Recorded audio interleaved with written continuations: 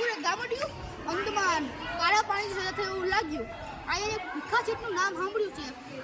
જો તે મળે તો તેને પૂછી લઉં કે ઘરને ક્યાંય મળશે તો ભીખા શેઠનું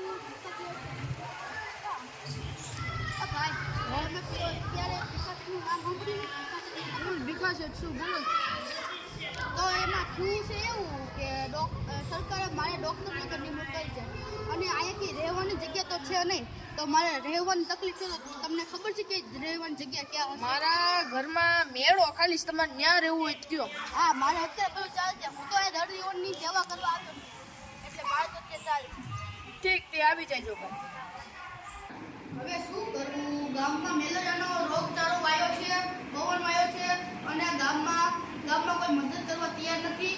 આ ભીખાચર જેવા પૈસાદાર માણસ પણ તે દાન નથી કરતા, તે પૈસામાં તે દવા નથી મંગાવી શકતા, તો આમ પ્રજા કેમ પૈસા આમ શકે? હવે મારે શું કરવું? ડૉક્ટર સાહેબ અંદર આવું? આવો ને ભીખાચર. ડૉક્ટર સાહેબ ફૂલ નહીં પણ ફૂલની પાકડી લેવાનું. આ શું છે ભીખાચર? આ ગામના બધા લોકો માટે દવા ખરીદવાના પૈસા છે. તો તમે તો રાતે મીટિંગમાં તમે પૈસા ન આપ્યા હતા, તો અત્યારે કેમ આપ્યા? બધા સામે ન હોય તો બધા તો ખેંચાય ને પૈસા દેવા. કેમ કે મને બધા સામે પૈસા દેવાનું ન પડે, કેમ કે મને એક સાધુએ કહેલું કે તમે ગમે છે ને દાન આપો કોઈને ખબર પડે. જેમ કે તમે જમણા હાથે દાન આપો તો તમારા ડાબા હાથે ખબર ન પડે. હું અંજારમાં પણ તમને બહુ મેં તમારો બહુ તિરસ્કાર કર્યો છે.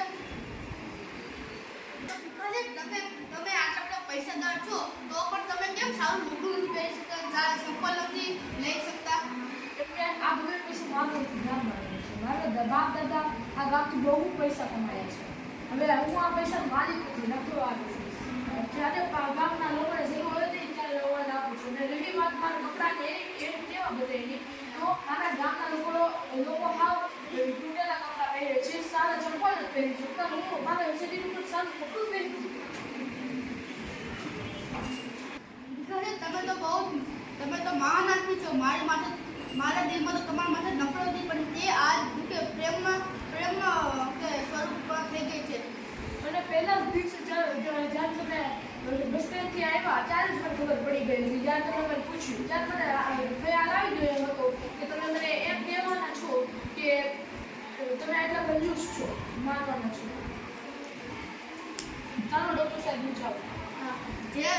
જે વિકાસ એટલે હું કંજૂસ માનતો હતો, આજ તેના પગે પડવાનું મન થયું છે.